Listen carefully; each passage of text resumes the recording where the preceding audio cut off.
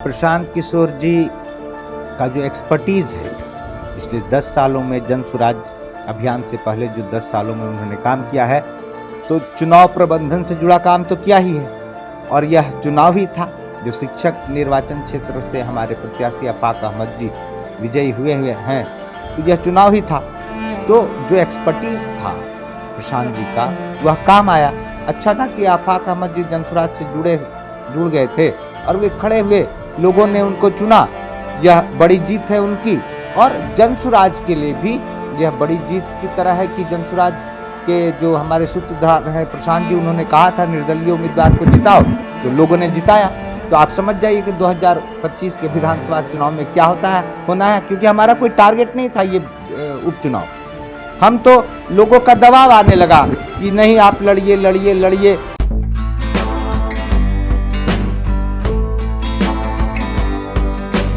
नमस्कार, मेरा नाम अनूप नारायण सिंह है और आप बिहारी खबर के डिजिटल प्लेटफॉर्म को देख रहे हैं। बिहार में स्नातक और शिक्षक क्षेत्रों के लिए विधान परिषद के हुए चुनाव में सारण शिक्षक क्षेत्र जो विधान परिषद के सदस्य केदारनाथ पांडे के निधन के बाद उपचुनाव हो रहा था, वहां पर काफी चौंकाने वाले परिणाम सामने आए हैं।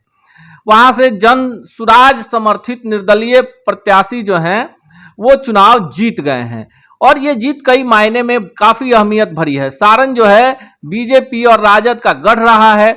इस क्षेत्र के अंतर्गत कई सारे जिले आते हैं, जिसमें छपरा, सिवान, गोपालगंज, मोतिहारी का इलाका भी शामिल है। ऐसे में जन स्वराज के प्रत्याशी का शिक्षक निर्वाचन क्षेत्र से जीतना बिहार की राजनीति के लिए आज की सबसे बड़ी खबर है। हमारे साथ जन स्वराज के वरिष्ठ जो कार्यकर्ता हैं धनंजय कुमार सिन्हा हैं। आइए इनसे जानते हैं कि ऐसा क्या कुछ कमाल कर दिया प्रशांत किशोर ने कि अभी पार्टी बनी नहीं और उनके प्रत्याशी चुनाव जीत गए। क्या कमाल किया उन्होंने? देखिए, प्रशांत किशोर जी का जो एक्सपर्टीज़ है पिछले 10 सालों में जन स्वराज अभियान से पहले जो 10 सालों में उन्होंने काम किया है, तो चुनाव प्रबंधन से जुड़ा काम तो किया ही है। और यह चुनाव ही था जो शिक्षक निर्वाचन क्षेत्र से हमारे प्रत्याशी आफाक अहमद जी विजयी हुए हैं, तो यह चुनाव ही था। तो जो एक्सपर्टीज़ था प्रशांत जी का, वह काम आया। प्लस जो मेहनत उन्होंने किया पिछले 2 अक्टूबर से लेके अब तक, तो उसमें तो जनरली जन स्वराज अभियान के लिए तो मेहनत किया ही किया, लेकिन जरूर निश्चित तौर पर थोड़ा बहुत ध्यान इस बात पर दिया कि इस चुनाव में कोई निर्दलीय प्रत्याशी जीते, कोई जो गठबंधन और एनडीए के प्रत्याशी ना जीते, कोई भी निर्दलीय प्रत्याशी जीते। यह प्रशांत जी का जोड़ था।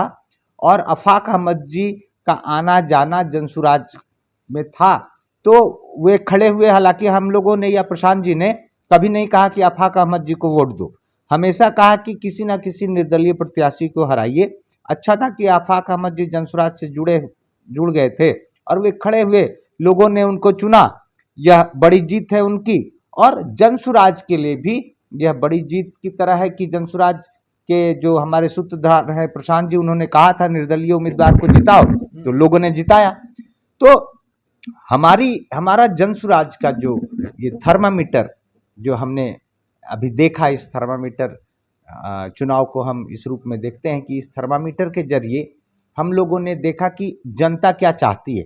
हमें पहले से आकलन था कि जनता एक बदलाव चाहती है, और हमारा जो टारगेट है वो 2025 का बिहार विधानसभा चुनाव है। तो जनता के टारगेट है वो 2025 का बिहार विधानसभा चुनाव है। तो जनता के नब्ज को जो हम लोग सर्वे के द्वारा आकलन कर रहे थे कि जनता एक बदलाव चाहती है, जनता एनडीए और जो महागठबंधन है दोनों से उब गई है, मजबूरी में इनको वोट करती है, कोई अच्छा विकल्प नहीं मिलता है इसलिए वोट करती है। तो इस चुनाव के जरिए और उसके परिणाम के जरिए, अब तो परिणाम आ गया, तो इस परिणाम के जरिए हम लोगों का यह जो सर्वे का था उसकी पुष्टि हुई कि हाँ, सच में जनता एक बदलाव चाहती है। एनडीए और महागठबंधन के अलावा अगर कोई अच्छा व्यक्तित्व खड़ा हो चुनाव में तो वह जीतेगा। और प्रशांत जी के कहने पर, प्रशांत जी जो जन स्वराज अभियान चला रहे हैं, इनके प्रभाव में जो इन्होंने कहा निर्दलीय प्रत्याशी को जिताओ, तो संयोग से जो जन स्वराज से जुड़े प्रत्याशी थे उन्हें जनता ने जिताया और शिक्षकों ने जिताया। तो यह हमें साबित हो गया जो हम लोग का पूर्व आकलन था। और सबसे बड़ी बात यह है कि यह शिक्षक चुनाव था, और आप समझ लीजिए कि शिक्षक का समाज में क्या रोल होता है, क्या उनकी भूमिका होती है। तो शिक्षक समाज को दिशा देता है, और अब तो शिक्षक ही ने पकड़ ली बात कि जन स्वराज अभियान जैसा जब कोई अभियान ईमानदारी से, निष्ठा से चलाया जाएगा और जनता के सुराज को लाने के उद्देश्य से चलाया जाएगा तो उसे समर्थन देना चाहिए। शिक्षकों ने वोट देके बता दिया और शिक्षक समाज को का अगुवा होता है तो आप समझ जाइए कि 2025 के विधानसभा चुनाव में क्या होना है, क्योंकि हमारा कोई टारगेट नहीं था ये उपचुनाव। हम तो लोगों का दबाव आने लगा कि नहीं आप लड़िए लड़िए लड़िए, तो प्रशांत जी ने एक बड़ा सवाल है। आप कह रहे हैं कि जनसुराज में आते थे, लेकिन प्रशांत किशोर जी विगत 2 अक्टूबर से जिन इलाकों में पदयात्रा कर रहे थे, जो शिक्षक निर्वाचन क्षेत्र है सारण, उन्हीं इलाकों तक सिमटा हुआ है। आमतौर पर जो मीडिया में खबरें थी, लोगों को लग रहा था कि बीजेपी को सपोर्ट कर देंगे, कांग्रेस में जाएंगे या एक बड़ा डाटा इकट्ठा कर लेंगे, पार्टी बनेगी, पार्टी नहीं बनेगी। जब आपने प्रत्याशी का समर्थन किया सारण शिक्षक निर्वाचन क्षेत्र से, पूरे लड़ाई में आपके प्रत्याशी कहीं दिख नहीं रहे थे, लेकिन अंडर करेंट था जिसको ना मीडिया पकड़ पाई ना राजनीतिक विश्लेषक पकड़ पाए। लड़ाई वहां पर मुख्य रूप से केदारनाथ पांडे के पुत्र और भाजपा उम्मीदवार के बीच मानी जा रही थी, लेकिन जिस तरह से एकाएक पूरा गेम पलट गया, आपको नहीं लगता है कि बिहार में एक बड़े बदलाव की शुरुआत हो गई है इस जीत से? इस बात से मैं पूरी तरह से सहमत हूं और यह हकीकत है। देखिए, हम लोग भी जनसुराज के कार्यकर्ता होने के नाते मीडिया की खबरों को देख रहे थे पिछले 5 दिनों से कि कहीं कोई खबर दिखाए, कोई न्यूज चैनल, कि हमारा भी उम्मीदवार जो है कहीं टक्कर में है, कहीं कुछ स्थिति में है। लेकिन हमारे उम्मीदवार को कहीं भी किसी ने किसी टक्कर में, किसी खबरों में मैंने नहीं देखा। हालांकि हम लोगों के जो लोग काम कर रहे थे जमीन पर, उन लोगों का जो आया था फीडबैक, उसके अनुसार हम लोग जीत रहे थे। फिर भी हम लोगों के मन में थी तसल्ली के लिए भी कि मीडिया को भी तो कुछ खबर होगी, लेकिन मीडिया ने यह खबर नहीं दिखाया या खबर ही नहीं थी, उनको आकलन नहीं था समाज की शिक्षक क्या चाहते हैं। लेकिन हम लोगों ने चूंकि वोट कराया, जो हमारे वॉलंटियर्स ने, उन लोगों ने फीडबैक दे रखा था, हमें मन में ये जरूर उत्साह था सारण को लेकर के कि हम लोग सारण सीट निकाल सकते हैं। और ऐसा हम लोगों ने, मैं बताया ना आपको कि हम लोगों ने इस चुनाव को कोई टारगेट नहीं किया था। लोगों का दबाव आने लगा, समर्थकों का दबाव आने लगा, जनसुराज से जुड़े लोगों का दबाव आने लगा कि आप लड़िए लड़िए लड़िए, ये अच्छे कैंडिडेट, वो अच्छे कैंडिडेट। तो हम लोग तो पार्टी बनाए नहीं अभी, तो हम लोग लड़ भी कैसे सकते थे। तो ऐसी स्थिति में 2 जगह हम लोगों ने, एक गया शिक्षक निर्वाचन क्षेत्र में और एक सारण शिक्षक निर्वाचन क्षेत्र में, 2 लोग ऐसे हुए जो कि जनसुराज से के भी में जुड़े हुए थे, किसी न किसी रूप में आना जाना उनका था, तो वे भी खड़े हुए।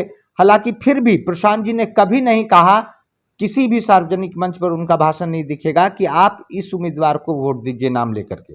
लेकिन प्रशांत जी ने सार्वजनिक तौर पे कहा कि निर्दलीय प्रत्याशियों को जिताकर सरकार को बता दीजिए और जो महागठबंधन और एनडीए को भी बता दीजिए कि आप दोनों ही विकल्प नहीं, अगर आप अच्छा नहीं करेंगे काम तो आपको हम आउट कर सकते हैं और निर्दलीय को भी जिता सकते हैं। तो हमारा फोकस था कि कोई निर्दलीय जीते। और चूंकि अफाक जी का और गया वाले कैंडिडेट का आना जाना जनसुराज में था, वो जनसुराज से जुड़े हुए थे, तो शिक्षकों ने ऐसा समझा कि जो जनसुराज से जुड़ा हुआ है वही हमारा समर्थित कैंडिडेट है, और शिक्षकों ने उसे जिताकर एक संदेश देने की कोशिश की। एक बड़ा संदेश, 2024 में लोकसभा का चुनाव होना है। प्रशांत किशोर जी की जो पहचान है राष्ट्रीय फलक पर, वो किसी पार्टी में रहे या नहीं रहे, रणनीतिकार हैं।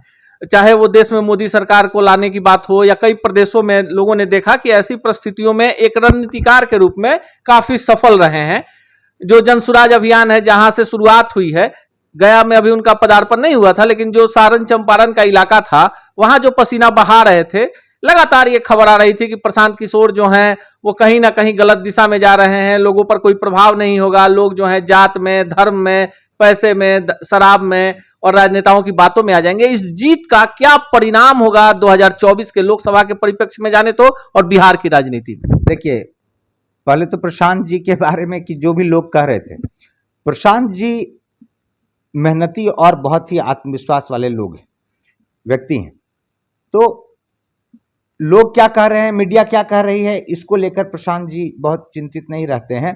प्रशांत जी ने ठान लिया, उनका एक्सपर्टीज ऑलरेडी है, कोई मीडिया के कहने से नहीं होगा, उनके पास तो अनुभव है 10 साल के चुनाव प्रबंधन का, अलग अलग राज्यों में, अलग अलग शहरों में, क्षेत्रों में। तो प्रशांत जी कॉन्फिडेंट थे कि ये सारण सीट तो हम लोग जीत ही जाएंगे, क्योंकि वही उस तरह से काम किया गया। चुनाव जब हो गया तभी ये आकलन हम लोगों को हो गया था, प्रशांत जी को हो गया था। तो किसी के कहने नहीं कहने से बात नहीं है। हम लोगों को अपना किए गए काम और मेहनत पर भरोसा है, आत्मविश्वास है, उसके भरोसे काम इस चुनाव को भी हम लोग देख रहे थे। और आगे का जो है, हम लोगों ने शुरू से ही प्रशांत जी ने कहा कि 2025 का विधानसभा चुनाव जो है बिहार का, वो हमारा टारगेट है। तो इसी तरह ये तो टारगेट भी नहीं रखे थे ये निर्वाचन जो अभी हुआ शिक्षक वाला, लेकिन जो टारगेट लेकर चले हैं उसके लिए भी प्रशांत जी का आत्मविश्वास वैसा ही है। और उसके लिए भी प्रशांत जी जो मेहनत कर रहे हैं दिन रात उसी तरह कर रहे हैं। और इसके अलावा उनका जो एक्सपर्टीज है पिछले एक दशक का, तो उन सारे एक्सपर्टीज और अनुभव के साथ प्रशांत जी 2025 के बिहार विधानसभा चुनाव को लेकर तैयारी चल रही है, कर रहे हैं। क्योंकि जनता भी और जनता का भी फीडबैक आ चुका है। जिला जिला जहां हम लोग गुजरे वहां अधिवेशन किया, लोगों से पूछा कि हमें चुनाव लड़ना चाहिए, नहीं लड़ना चाहिए, पार्टी बनाना चाहिए, नहीं बनाना चाहिए। तो 90% से ज्यादा लोगों ने यही मत दिया, स्थानीय लोगों ने, कि यहाँ पार्टी बनानी चाहिए। और जब पार्टी बनानी चाहिए तो पार्टी बनाएंगे तो चुनाव लड़ेंगे। और अब पार्टी भी बनेगी और चुनाव भी लड़ेंगे। लेकिन जो बिहार की राजनीति में एक सबसे बड़ा धमाका प्रशांत किशोर के तरफ से हुआ है, उसको लेकर अब बिहार की राजनीति में एक जो बड़ी गैप थी, लोगों को लगता था कि हमें उन्हीं उम्मीदवारों को चुनना है जो चुनाव के समय इस दल से उछल के उस दल में चले जाते हैं। अब यह देखना दिगर होगा कि प्रशांत किशोर जी ने जिस उत्साह और जिस नियम नीति के तहत अपने अभियान की शुरुआत की है 2024 के लोकसभा चुनाव और 2025 के चुनाव में, क्या गैर राजनीतिक लोगों को आगे करके बिहार में नया विकल्प दे पाते हैं। पर सारण शिक्षक निर्वाचन क्षेत्र से मिली जीत ने कहीं ना कहीं बिहार की राजनीति में एक बड़ा भूचाल ला दिया है और जो बड़े राजनीतिक दल हैं उनको भी अब सोचने पर मजबूर कर दिया है कि बिहार की जनता, जिसे लोग समझते हैं कि जात से ऊपर नहीं सोच सकती है, अब इस नए विकल्प के साथ जुड़ने लगी है।